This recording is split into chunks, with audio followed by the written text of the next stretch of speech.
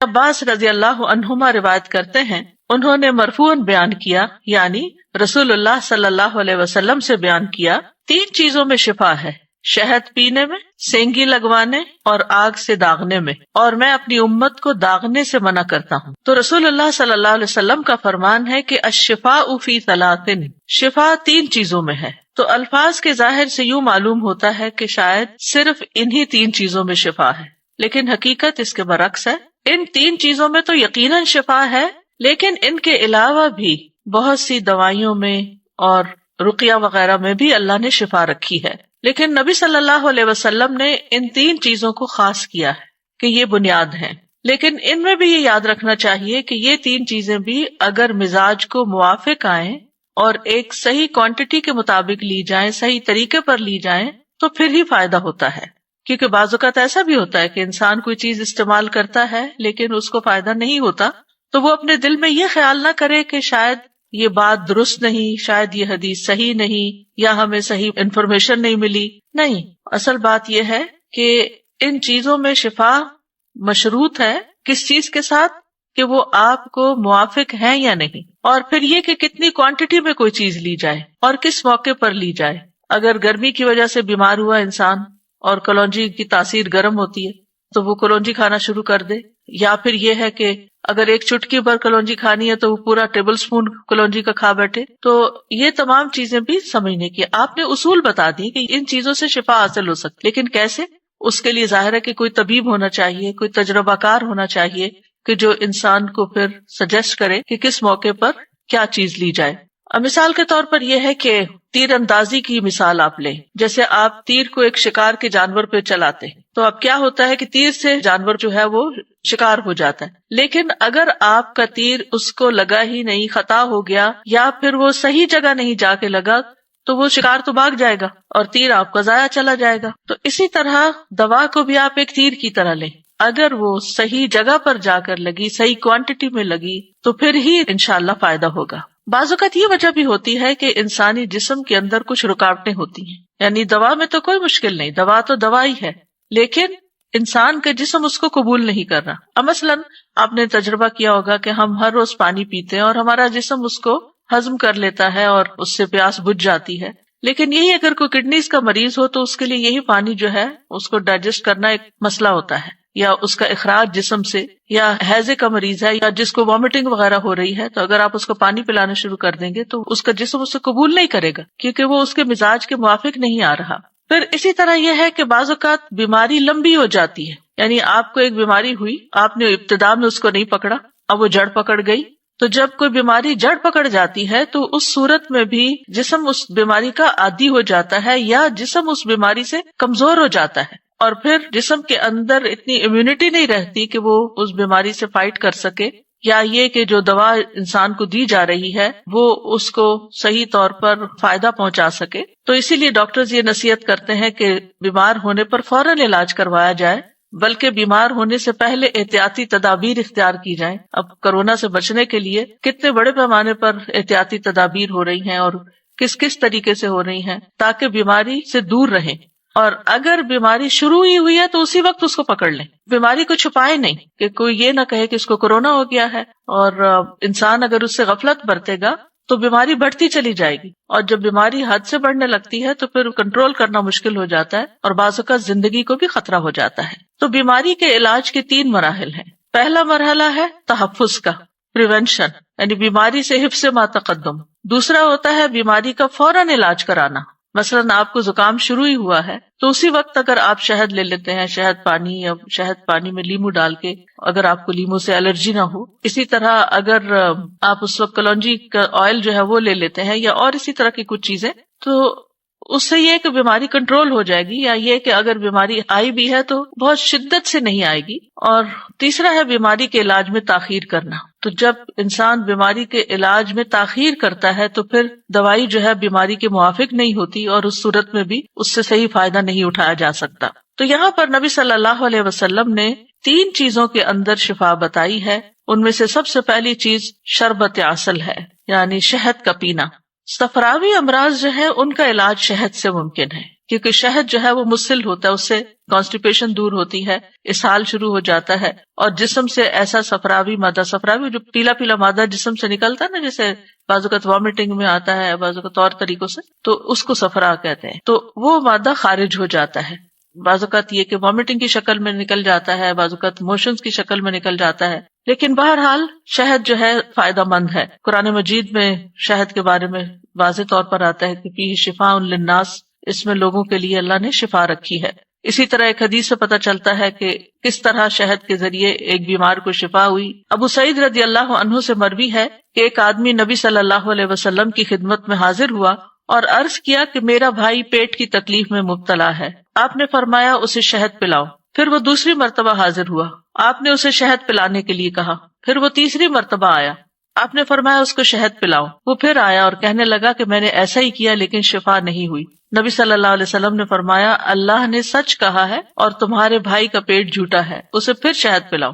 یعنی 3 بار کے بعد بھی آپ نے کہا۔ چنانچہ انہوں نے شہد پلایا اور اسی سے وہ تندرست ہو گیا، کیونکہ پہلے شہد نے جسم کے اندر سے زہریلے مادے باہر نکالے، کیونکہ بہت دفعہ ہمارے جسم کے زہریلے مادے اگر اندر ہی دب جائیں، اندر ہی رہ جائیں، تو بیماری جڑ سے نہیں اکھڑتی۔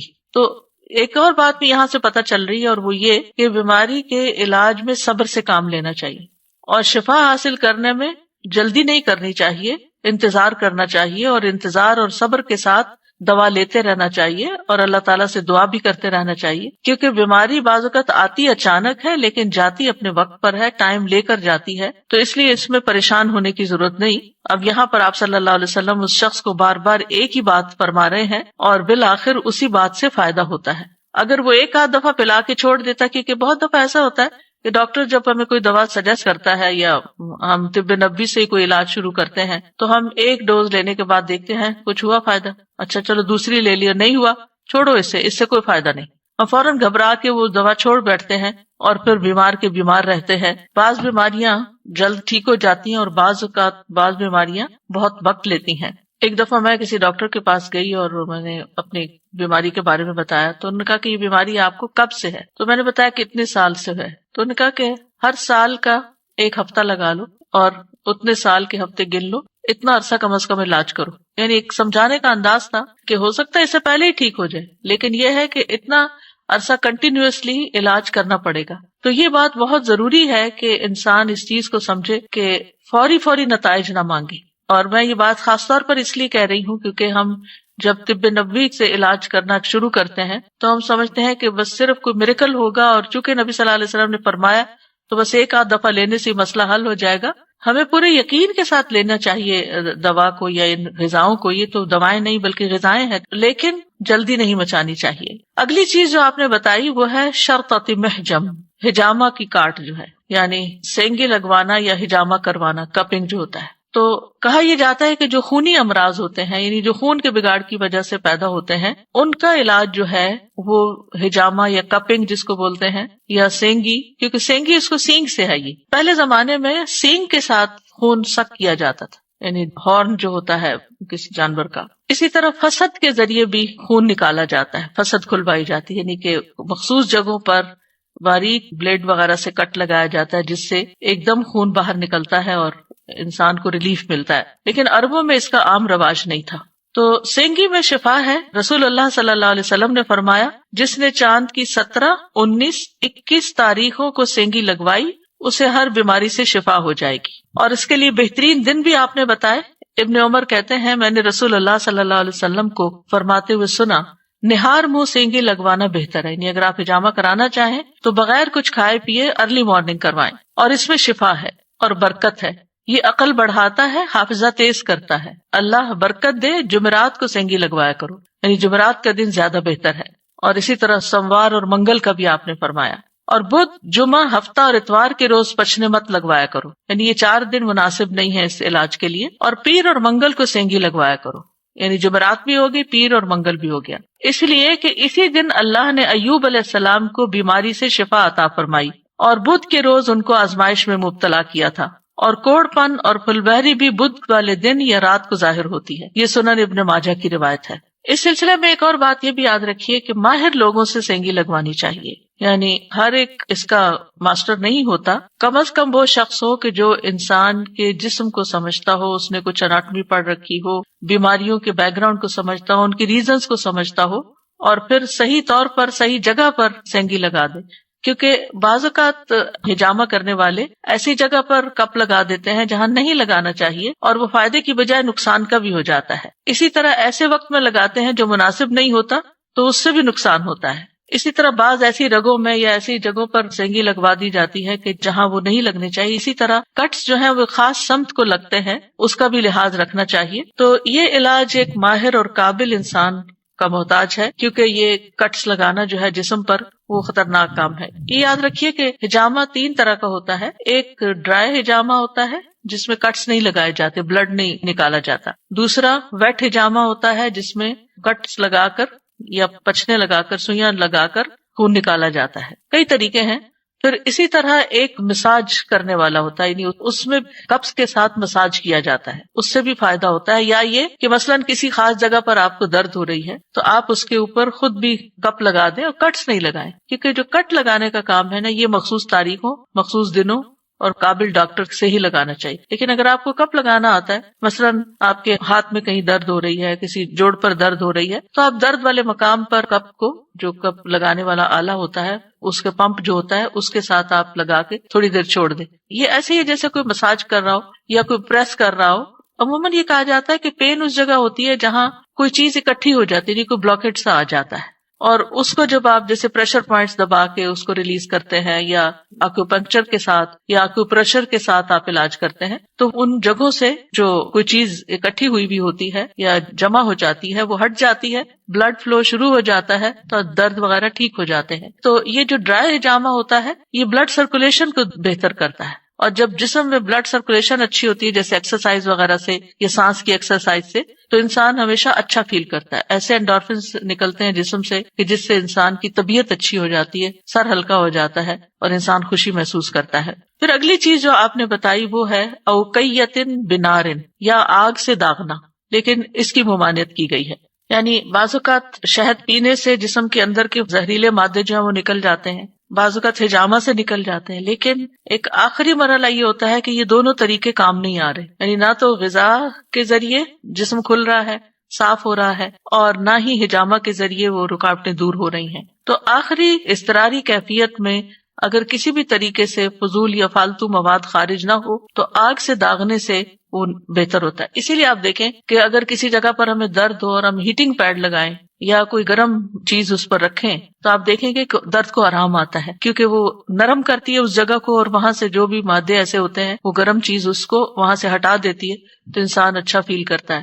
گرم باٹل آپ لے سکتے ہیں، ہیٹنگ پیڈ لے سکتے ہیں، ان چیزوں کی ممانعت نہیں ہے. لیکن آگ سے داغنا جو ہے، رسول اللہ صلی اللہ علیہ وسلم نے اس سے منع فرمایا، کیونکہ اس سے مریض کو تکلیف بہت ہوتی ہے. لیکن اضطراری کیفیت میں جب کوئی اور چارہ نہ ہو اور مریض تڑپ رہا ہو تو اس صورت میں اس طریقے سے علاج کیا جا سکتا ہے. یا یہ کہ جب کوئی دوا اثر نہ کرے. بعض اوقات ایسا ہوتا ہے نا کہ آپ پین کلر بھی دے رہے ہیں اور سب کچھ کر رہے ہیں، لیکن پین ہے کہ کسی صورت جا ہی نہیں رہا، تو پھر آخری ہیلے کے طور پر، کیونکہ مریض جو ہے اس کو تکلیف سے نجات دینی ہے، تو ایک بڑی تکلیف سے بچانے کے لیے ایک چھوٹی تکلیف دی جا سکتی ہے. لیکن یہ یاد رکھیے کہ یہ عام حالات میں داغنا پسندیدہ نہیں، اور علاج یہاں سے شروع نہیں کرنا چاہیے. عمران بن حسین رضی اللہ عنہما سے روایت ہے، وہ کہتے ہیں کہ نبی صلی اللہ علیہ وسلم نے داغنے سے منع فرمایا ہے، پس ہم نے داغ لگوائے مگر یہ کامیاب نہ رہے اور نہ ہی مفید ثابت ہوئے، یعنی ابتدا میں ہی لگوا لیے. امام ابو داؤد رحمہ اللہ بیان کرتے ہیں کہ عمران رضی اللہ عنہ فرشتوں کا سلام سنا کرتے تھے. جب انہوں نے داغ لگوائے تو یہ سلسلہ منقطع ہو گیا، پھر جب چھوڑ دیا تو پھر سے سلام سننے لگے. یعنی چونکہ اس میں ایک کراہت پائی جاتی ہے، تو اس لیے جب انہوں نے یہ کام کیا تو وہ ایک خیر سے محروم ہو گئے. تو اس سے یہ بات بھی پتہ چلتی ہے کہ بعض اوقات ہمارے کچھ کام ایسے ہوتے ہیں یا ہمارے گناہ ایسے ہو سکتے ہیں کہ جن کی وجہ سے ہم سے نیکیوں کے مواقع چلے جاتے ہیں، اور خیر کے اپرچونٹیز جو ہیں یا نیکی کے جو کام ہیں یا نیکی کے کام کے راستے ہیں وہ بند ہو جاتے ہیں. عام طور پر لوگ کہتے ہیں کہ اس کام میں بندش ہو گئی، اس کام میں بندش ہو گئی. یہ بندش بلا وجہ نہیں ہوتی، یہ بھی اللہ تعالیٰ کی رحمت ہوتی ہے. وہ بندش بھی ایک رحمت ہے. وہ کیوں؟ کیونکہ جب انسان کے لیے سارے راستے ہموار ہوتے ہیں اور آزادی کے ساتھ سب کچھ کر رہا ہوتا ہے تو اس وقت وہ شکر گزار نہیں ہوتا. لیکن جب اللہ سبحانہ و تعالیٰ اس کے آگے کوئی رکاوٹ کھڑی کرتے ہیں تو اس کو پھر ہوش آتی ہے کہ یہ کیا ہوا میرے ساتھ. اور اللہ تعالیٰ ہم سے چاہتے ہی ہیں کہ ہم گناہوں سے توبہ کریں، واپس اللہ کی طرف رجوع کریں، اس کی طرف پلٹیں. تو اس طرح بیماریوں سے آرام آ جاتا ہے اور تکلیفیں جو ہیں وہ دور ہو جاتی ہیں، یعنی استغفار کے ذریعے اور اللہ کی طرف رجوع کر کے. نبی صلی اللہ علیہ وسلم نے یہ بھی فرمایا کہ وہ آدمی توکل سے بری ہو گیا جس نے اپنے بدن پر داغ لگایا یا دم کرنے کو کہا. تو اب یہ بات کہ دم کرنے کو کہا، حالانکہ نبی صلی اللہ علیہ وسلم نے خود بھی دم کیا ہے، آپ پر بھی کیا گیا، حضرت جبریل علیہ السلام نے آپ کو آ کر دم کیا. تو پھر کیا اگر کسی شخص کو کوئی جنات کا حملہ ہو گیا ہے یا جادو ہو گیا ہے تو کیا وہ کسی راقی کے پاس نہیں جا سکتا علاج کرانے کے لیے؟ راقی ایسے ہی ہوتے ہیں جیسے ڈاکٹرز ہوتے ہیں، طبیب ہوتے ہیں. کچھ بیماریوں کے لیے آپ فزیشنز کے پاس جاتے ہیں اور کچھ بیماریوں کے لیے آپ روحانی معالجین کے پاس جاتے ہیں. تو کیا ایسے شخص کے پاس جانا درست نہیں کہ جو آپ کو اوپر دم کرے اور آپ کا علاج کرے؟ نہیں، اس سے منع نہیں کیا گیا، لیکن جو مطلب ہے اصل میں جو منع کیا گیا وہ یہ کہ ایسے شخص کے پاس جائے جو اللہ کی کتاب نہ جانتا ہو، جو دین نہ جانتا ہو، اور جو صحیح دم کے علاوہ اور چیزیں بھی اختیار کرنے والا ہو. یا پھر دوسرا معنی یہ بھی کیا جاتا ہے کہ دم طلب کرنے والا اللہ پر بھروسے کی بجائے اس دم پر ہی بھروسہ کر لے کہ دم ہی ٹھیک کرے گا، تو ایسا شخص توکل سے بری ہو جاتا ہے. تو اگر یہ دو باتیں نہ پائی جاتی، یعنی شرکیہ دم نہ ہو اور صرف کلمات پہ بھروسہ نہ ہو، تو ایسا شخص توکل سے بری نہیں ہوتا. پھر اسی طرح حدیث میں آتا ہے کہ میری امت کے 70,000 لوگ بغیر حساب کتاب کے جنت میں داخل ہوں گے. یہ وہ لوگ ہوں گے جو جھاڑ پھونک نہیں کراتے، فال نہیں دیکھتے اور داغ کا علاج نہیں کرتے، بلکہ اپنے رب پر بھروسہ کرتے ہیں. تو اس سے یہ پتہ چلتا ہے کہ اگر کوئی دم طلب نہیں کرتا اور کامل توحید اور اللہ پہ مکمل توکل کرنے والا ہے اور لوگوں سے بے نیاز ہے، تو پھر اللہ تعالیٰ بھی اس کو ہر چیز سے بے نیاز کر کے بغیر حساب کے جنت میں داخل کر دے گا.